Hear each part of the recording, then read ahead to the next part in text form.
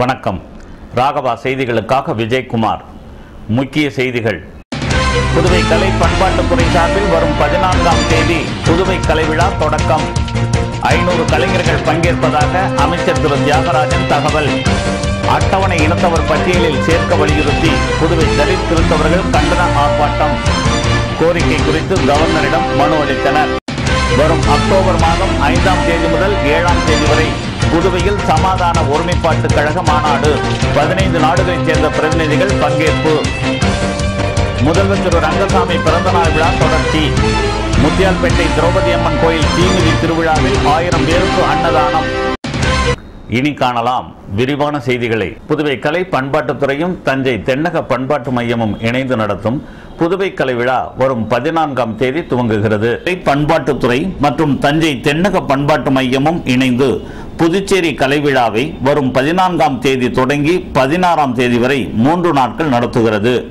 இது குறித்து அமைச்சர் திரு தியாகராஜன் செய்தியாளர்களிடம் பேசும்போது, கலை பண்பாட்டுத்துறை மற்றும் தென்னக பண்பாட்டு மையம் தஞ்சாவூர் இணைந்து நடத்தும் புதுச்சேரி கலை விழா 2012 வருகின்ற 14, 15, 16 3 தேதியில மற்ற மாநிலங்கள்ல இருந்து 10 மாநிலங்கள்ல இருந்து கலைஞர்கள்லாம் இதுல ஒரு 200 பேர் பங்கு பெறலாம். இந்த கலை விழா புதுச்சேரி பிராந்தியத்துல 5 இடங்கள்ல, 1 காந்தி திடல், 2வது லாஸ்பேட்டை, 3வது பீமகொண்டபாளையம், 4வது இடம் வந்து தொண்டமானத்தம், 5வது பாம்பு. அந்த 5 பகுதியிலும் 3 நாட்கள் இந்த விழா நடைபெறுகிறது. தலித் கிறிஸ்தவர்களை அட்டவணை இனத்தவர் பட்டியலில் சேர்க்க கோரி தலைமை தபால் நிலையம் எதிரில் ஆர்ப்பாட்டம் நடத்தப்பட்டது. தேசிய தலித் கிறிஸ்தவர் பேரவை, தலித் கிறிஸ்தவர் விடுதலை இயக்கம், தமிழக ஆயர் பேரவை, கிறிஸ்தவ ஜனநாயக முன்னணி, தலித் கிறிஸ்தவர் கூட்டமைப்பு ஆகியவை சார்பில் தலைமை தபால் நிலையம் முன்பு கண்டன ஆர்ப்பாட்டம் நடைபெற்றது. ஆர்ப்பாட்டத்திற்கு தூய இருதய ஆண்டவர் ஆலய பங்கு தந்தை மரிய ஜோசப் அடிகள் தலைமை வகித்தார். புதுவை கடலூர் மறைமாவட்ட முதன்மை குரு அருளானந்த அடிகள் முன்னிலை வகித்தார். கிறிஸ்தவ பேரவைத் தலைவர் சலேத்தையன் வரவேற்றார்.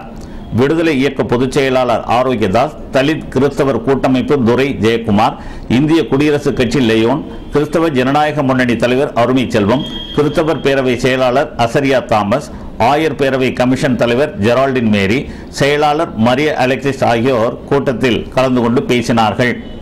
தலித் கிறிஸ்தவர் இடஒதுக்கீட்டை மறுக்கும் ஜனாதிபதி ஆணையை நீக்கம் செய்ய வேண்டும். ரங்கநாத் மிஸ்ரா குழுவின் அறிக்கையின்படி தலித் கிறிஸ்தவர், தலித் இஸ்லாமியர் இடஒதுக்கீடு பரிந்துரையை செயல்படுத்த வேண்டும். தலித் கிறிஸ்தவர்களை அட்டவணை இனத்தவர் பட்டியலில் சேர்க்க கோரி புதுவை சட்டமன்றத்தில் தீர்மானம் நிறைவேற்றி மத்திய அரசுக்கு அனுப்ப வேண்டும் போன்ற கோரிக்கைகளை வலியுறுத்தி இந்த போராட்டம் நடைபெற்றது.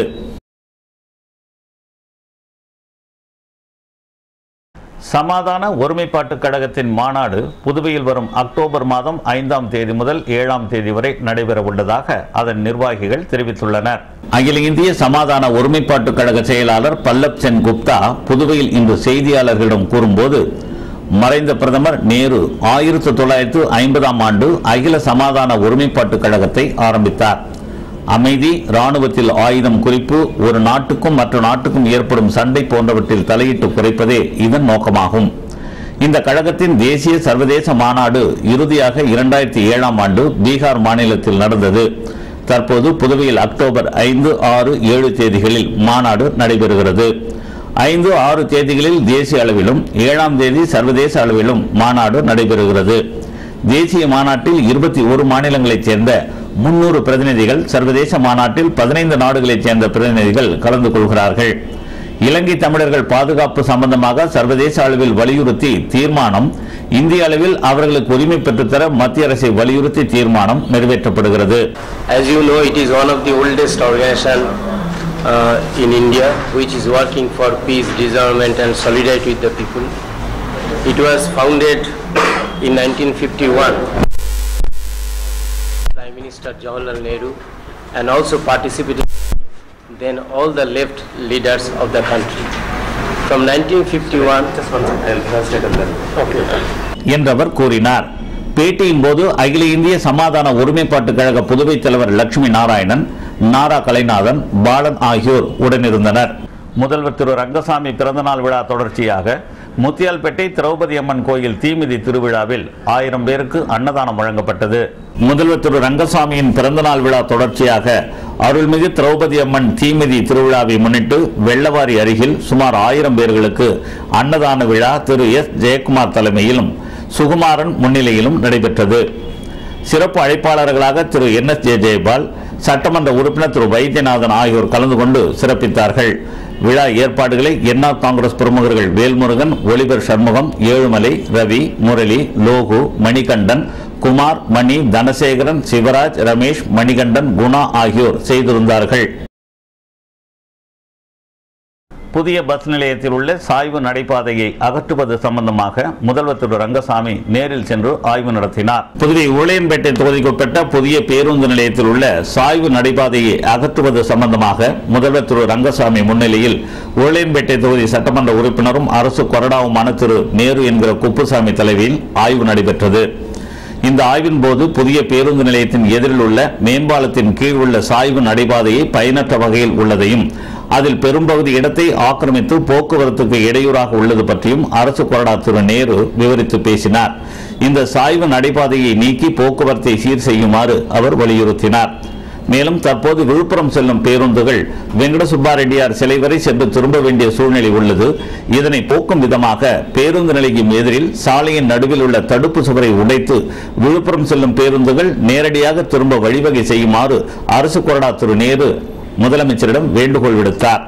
இந்த ஆய்வின் போது தலைமை பொறியாளர் திரு மனோகர், போக்குவரத்து ஆணையர் திரு சுந்தரேசன், நகராட்சி ஆணையர் திரு அழகிரி, போக்குவரத்து காவல் கண்காணிப்பாளர் திரு சிவதாசன் ஆகியோர் உடனிருந்தனர்.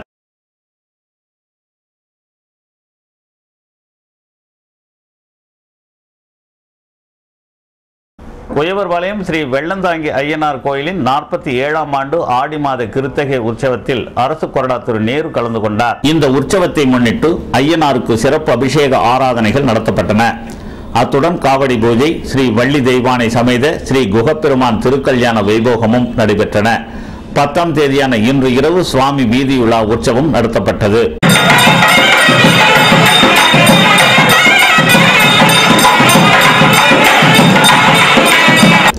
இந்த நிகழ்ச்சியில் பக்தர்கள் பலரும் கலந்து கொண்டு சுவாமி தரிசனம் செய்தனர். விவசாயிகளின் மோட்டார் பம்ப் செட்டுக்கு மின் இணைப்பு கொடுக்க வேண்டும் என வலியுறுத்தி ஆர்ப்பாட்டம் நடத்தப்பட்டது. விவசாயிகள் மோட்டார் பம்ப் செட்டுக்கு மின் இணைப்பு உடனே கொடுக்க வலியுறுத்தி புதுவை விவசாயிகள் சங்கம் சார்பில் உப்பளம் வம்பாக்கிரைப்பாளையத்தில் பேரணி ஆர்ப்பாட்டம் இன்று நடைபெற்றது.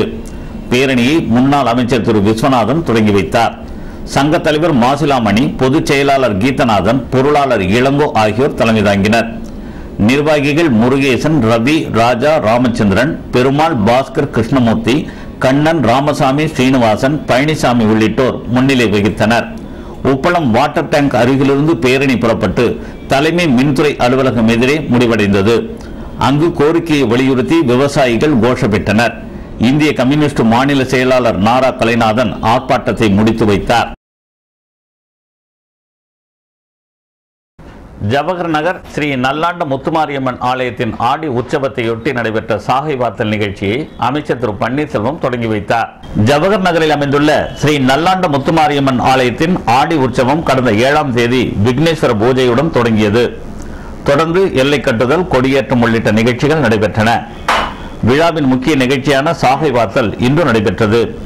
இதில் அமைச்சர் திரு பன்னீர்செல்வம், என்ஆர் காங்கிரஸ் பிரமுகர் திரு கோபி ஆகியோர் கலந்து கொண்டு சாகை பார்த்து நிகழ்ச்சியை தொடங்கி வைத்தனர்.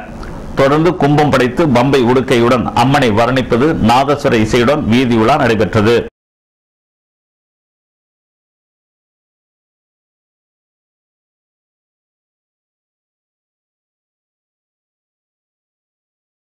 இனி காணலாம் ராகவா வழங்கும் புதுவையின் செய்தி துளிகள். கூனிச்சம்பட்டு சிற்பிகள் சமூக நலச்சங்கம் சார்பில் இளைஞர்கள் மேம்பாட்டு விழா நடத்தப்பட்டது. காரைக்கால் மேட்டில் உள்ள ஆரம்ப சுகாதார நிலையத்தில் உலக தாய்ப்பால் வார விழா கொண்டாடப்பட்டது. திருக்கனூரில் உள்ள லட்சுமி நாராயண பெருமாள் கோயிலில் கிருஷ்ண ஜெயந்தி விழா நடைபெற்றது. ஊசுடு தொகுதி ராமநாதபுரத்தில் தீ விபத்தால் பாதிக்கப்பட்ட குடும்பத்திற்கு குடிசை மாற்று வாரிய தலைவர் திரு கார்த்திகேயன் நிவாரண உதவிகளை வழங்கினார். பொறியியல் படிப்பில் விருப்பமில்லாமல் தமது குடும்ப தொழிலான மீன்பிடி தொழிலில் ஈடுபட்ட 19 வயது வாலிபர் ராட்சத அலையில் சிக்கி உயிரிழந்தார். சமூக நலத்துறையின் சார்பில் நடத்தப்பட்ட மக்கள் குறை கேட்பு கூட்டத்தில் சாட்டப்பட்ட குற்றச்சாட்டுகளுக்கு அதிகாரிகள் உரிய பதிலளித்தனர். ஏனாம் தொகுதி குறித்த மக்கள் நலப் பணிகளை நிறைவேற்ற கோரி மல்லாடி கிருஷ்ணாராவ் முதல்வர் திரு ரங்கசாமியை நேரில் சந்தித்து கேட்டுக்கொண்டார். ஜிப்மர் கலையரங்கில் வரும் 12ஆம் தேதி வரை நடக்க இருக்கும் குழந்தை மருத்துவர்கள் மாநாட்டின் துவக்க விழாவை இன்று மாலை சன்வே ஹோட்டலில் முதல்வர் திரு ரங்கசாமி துவக்கி வைத்தார். வீராம்பட்டினம் செங்கழு நீரம்மன் கோயில் தேரோட்டத்திற்கு வரும் மக்களுக்கு இடையூறு ஏற்படாத வகையில் வீராம்பட்டினம் சாலைகளை பராமரிக்க வேண்டும் என அரியாங்குப்பம் கொம்யூன் பஞ்சாயத்து கமிஷனர் கேட்டுக் கொண்டுள்ளார். அரவிந்தர் ஆசிரமத்தின் கட்டுப்பாட்டில் உள்ள வர்த்தக சபையின் கிடங்குகளை மீட்டு தர வேண்டும் என துணைநிலை ஆளுநர் திரு இக்பால் சிங்கிடம் வர்த்தக சபை நிர்வாகிகள் மனு அளித்துள்ளனர். இத்துடன் ராகவா வழங்கும் புதுவையின் செய்தி துளிகள் நிறைவு பெறுகின்றன. விளம்பர இடைவேளைக்கு பிறகு செய்திகள் தொடரும்.